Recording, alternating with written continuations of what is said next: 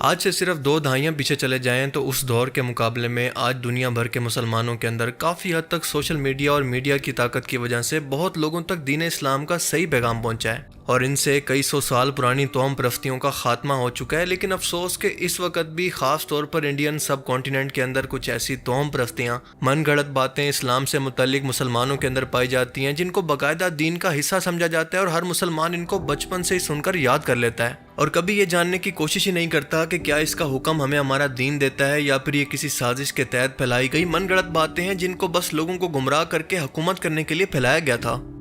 مثال کے طور پر ہر ایک مسلمان کا یہ عقیدہ ہے کہ جب بھی کوئی مسلمان حج و عمرہ کے لیے جاتا ہے یا پھر مسجد نبوی کے اندر حاضری دیتا ہے تو اپنی مرضی اور کوشش سے نہیں جاتا بلکہ اس کو اللہ اور اس کے رسول کا بلاوا آتا ہے اور وہی شخص اس کے لیے جا سکتا ہے جس کو یہ بلاوا آئے۔ اور ہم میں سے تقریباً سبھی لوگ جب بھی کسی رشتہ دار دوست کو حج و عمرہ کی مبارکباد دینے جاتے ہیں تو یہی الفاظ کہہ کر اس کو مبارکباد دیتے ہیں۔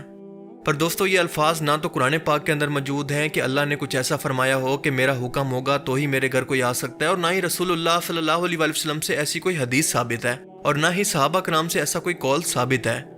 تو اب سوال پیدا ہوتا ہے کہ یہ عقیدہ جس کو ہم اللہ کا حکم سمجھ کر اور اللہ کی مرضی سمجھ کر اس پر عمل کرتے ہیں، آخر اس کی شروعات کہاں سے ہوئی؟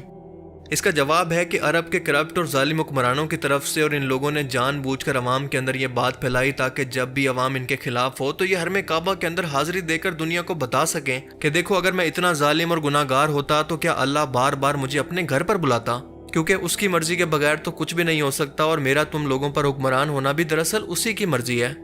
اب آپ ذرا دیکھیں کہ یہ اللہ کی ذات پر کتنا بڑا الزام یا پھر بہتان ہے، کیونکہ دنیا کے اندر جو کچھ بھی ہو رہا ہے دراصل اللہ کی اجازت سے ہو رہا ہے، اس کی مرضی سے نہیں ہو رہا۔ اللہ کی یہ بالکل مرضی نہیں ہے کہ کوئی شخص قتل کرے، زنا کرے، شراب پیے، سود کھائے، لیکن جب بھی کوئی شخص ایسا حرام کام کرتا ہے تو اس کو دنیا کے اندر کوئی سزا نہیں ملتی، بلکہ اس کا عذاب اللہ نے اس کے لیے آخرت میں رکھا ہے۔ یعنی انسانوں کو یہ گناہ کرنے کی اجازت اللہ کی طرف سے دی گئی ہے، لیکن یہ اللہ کی مرضی نہیں ہے، اور اسی کو کہتے ہیں فری ول، کہ دنیا کے اندر جو کچھ بھی کر سکتے ہو کر لو، اچھا برا تمہاری مرضی، لیکن آخرت کے اندر تمہیں نہیں چھوڑوں گا۔ آج بھی ہمارے ملک کے کرپٹ حکمرانوں کو کعبہ کے اندر دیکھ کر مجھ سے اکثر لوگ یہی سوال کرتے ہیں کہ کئی نیک لوگ تو سلطان صلاح الدین ایوبی کی طرح پوری زندگی اتنا پیسہ جمع نہیں کر پاتے کہ کوئی ایک حج بھی کر سکیں، پر آپ لوگوں کے حکمران اتنا ظالم اور کرپٹ ہیں لیکن اللہ تعالیٰ پھر بھی ان کو ہر سال حج و عمرہ کے لیے بلا لیتا ہے۔ یہ اس کا کس طرح کا انصاف ہے؟ اور اس کا جواب یہی ہے کہ اللہ کا کوئی ایسا حکم، کوئی ایسا وعدہ نہیں ہے، بلکہ یہ سب کچھ خود انڈین سب کانٹیننٹ کے لوگوں کی من گھڑت باتیں ہیں۔ اللہ تعالیٰ نے تو حج کو ہر صاحب استطاعت پر فرض کیا ہے۔ اگر حج صرف بلاوے پر ہوتا تو نیک غریب لوگ کبھی بھی نہ جا سکتے اور کرپٹ امیر ہر سال جایا کرتے۔ اصل میں یہ عقیدہ حکمرانوں کی طرف سے پھیلایا گیا تاکہ وہ لوگوں کو یہ ظاہر کر سکیں کہ وہ اللہ کے پسندیدہ بندے ہیں، کیونکہ وہ بار بار کعبہ جاتے ہیں۔ یہ ایک فکری جال ہے تاکہ عوام ان کے خلاف نہ بول سکے، نہ سوچ سکے اور ان کو مقدس سمجھنا شروع کر دے۔ اور سیم اسی طرح سے ایک اور قول برِ صغیر پاک و ہند کی سرزمین کے اندر یہ بھی مشہور ہے کہ جیسی عوام ویسے حکمران، یعنی جس طرح سے جس قوم کے لوگ ہوں گے اسی طرح سے اس قوم کا حکمران بھی ہوگا۔ اب یہ بات تو کسی حد تک درست ہے، لیکن اسلامی تعلیمات کے مطابق ایسا کوئی قول اللہ کے حکم یا پھر حدیث مبارکہ کی صورت ہمیں کہیں پر نہیں ملتا، اور اس طرح کے من گھڑت قول کو بھی پھیلانے کے پیچھے وجہ یہی تھی کہ عوام کی ذہن سازی اس طرح سے کرنا کہ وہ کبھی بھی وقت کے ظالم حکمران کے خلاف یہ سوچ کر بغاوت ہی نہ کر سکیں کہ اگر یہ شخص ظالم، کافر اور کرپٹ ہے تو یقیناً اسی لیے ہم پر حکومت کے اندر ہے، کیونکہ ہم بھی تو ایسے ہی ہیں۔ جبکہ آپ جانتے ہیں کہ اچھے اور برے لوگ ہر سوسائٹی کے اندر موجود ہوتے ہیں اور ہمارے معاشرے کے اندر بھی موجود ہیں، لیکن حکمرانوں کے پاس اپنے گناہوں کو جسٹیفائی کرنے اور مذہبی کارڈ کھیلنے کے لیے یہ بہت ہی زبردست لاجیکل پوائنٹ ملا تھا جسے وہ اللہ کے حکم کے درجے کے طور پر پیش کرتے ہیں، حالانکہ ایسا کچھ بھی نہیں ہے۔ اللہ فرماتا ہے کہ اپنے حکمرانوں کی اطاعت اس وقت تک کرو جب تک کہ وہ اللہ اور اس کے رسول کے مطابق نظام کو چلائیں، لیکن اگر اس سے ہٹ جائیں تو تم پر اس کی اطاعت واجب نہیں ہے۔ پر انڈین سب کانٹیننٹ کے لوگوں کے اندر اسی مذہبی جہالت کا فائدہ اٹھا کر دین فروش مخصوص درباری علماء کی وجہ سے آج بھی یہ بات ہر ایک مسلمان کی زبان پر عام ہے، اور یہ چیزیں مسلمانوں کو دین اسلام کی اصل تعلیمات سے دور کر دیتی ہیں، اور اس قوم کو بھی حکمران طبقے نے استعمال کیا تاکہ عوام ہمیشہ خود کو قصوروار سمجھے اور ظالم حکمران کو اپنی تقدیر سمجھ کر قبول کرے۔ دراصل یہ دین کے نام پر ذہنی غلامی پھیلانے کا طریقہ کار ہے۔ اللہ فرماتا ہے کہ اللہ تعالیٰ اس قوم کی حالت کو کبھی نہیں بدلتا جب تک کہ وہ اپنی حالت کو خود نہ بدلیں۔ اب اس آیت مبارکہ سے یہ پتہ چلتا ہے کہ تبدیلی دراصل عوام سے شروع ہوتی ہے، لیکن اس کا یہ مطلب ہرگز نہیں ہے کہ ہر برے حکمران کو اللہ نہیں چنا ہے، لیکن اسی آیت کا غلط مطلب پیش کر کے مذہب کو استعمال کر کے عوام کو ہمیشہ یہ باور کروایا گیا کہ اگر حکمران برا ہے تو اس کے پیچھے بھی دراصل اللہ کی مرضی ہے، اور اسی لیے لوگ یہ سوچتے ہیں کہ ان کی مخالفت کرنا گناہ ہے اور خاموش رہنا صبر ہے۔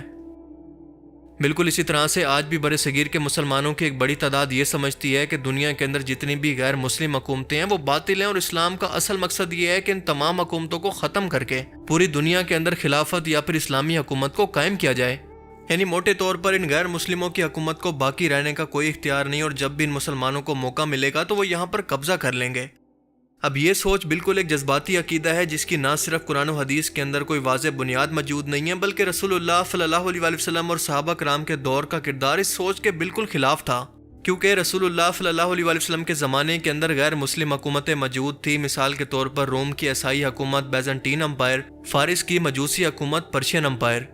اور ان میں سے کسی ایک کو بھی فوجی طور پر ختم کرنے کا حکم نہیں دیا گیا، بلکہ ان کو دعوت دی گئی کہ آپ اللہ کے رسول کی اطاعت کریں، دین اسلام قبول کریں اور اس کے بعد اپنے نظام کو ویسے چلائیں جیسے چلا رہے ہیں۔ لیکن جب ان حکومتوں نے انکار کر کے جنگ کا اعلان کیا تو مسلمانوں کی طرف سے تلوار کے زور پر ان کو الٹ دیا گیا۔ حضرت عمر رضی اللہ تعالیٰ عنہ کے دور خلافت کے اندر تو رومن کی عیسائی حکومت بھی قائم رہی جس کو بیزنٹین امپائر کہتے تھے، اور اس نے اسلام بھی قبول نہیں کیا، لیکن اس کے باوجود بھی اس کو نہیں الٹا گیا، بس اس کے بدلے وہ جزیہ دیتے رہے۔ یعنی اسلام نے غیر مسلم حکومتوں کو بھی جزیہ کے ساتھ قبول کیا۔ سورہ التوبہ آیت 29 کے اندر اللہ فرماتا ہے کہ ان سے لڑو جو کہ اہل کتاب میں سے نہ اللہ کو مانے، نہ روز آخرت کو، نہ حرام کو حرام سمجھیں، حتیٰ کہ وہ جزیہ دیں اور تمہاری حکومت کے زیر سایہ آ جائیں۔ اب اس قرآنی آیت کا یہ مطلب نہیں تھا کہ ان کی حکومتوں کو ختم کیا جائے، بلکہ ان کے ساتھ معاہدہ، امن اور جزیہ کی بنیاد پر کو ایگزسٹ کیا جا سکتا ہے۔ یہ سیاسی اور مالی معاہدہ تھا، نہ کہ کوئی مذہبی انتقام۔ اسلامی خلافت کا مطلب پوری دنیا پر قبضہ نہیں ہے، بلکہ خلافت یا پھر اسلامی حکومت ایک دعوتی، فلاحی اور عدالتی نظام ہے، نہ کہ ایک توسیعی یا پھر سامراجی یا بادشاہی نظام کے بس اپنی سلطنتوں کو بڑھاتے جاؤ۔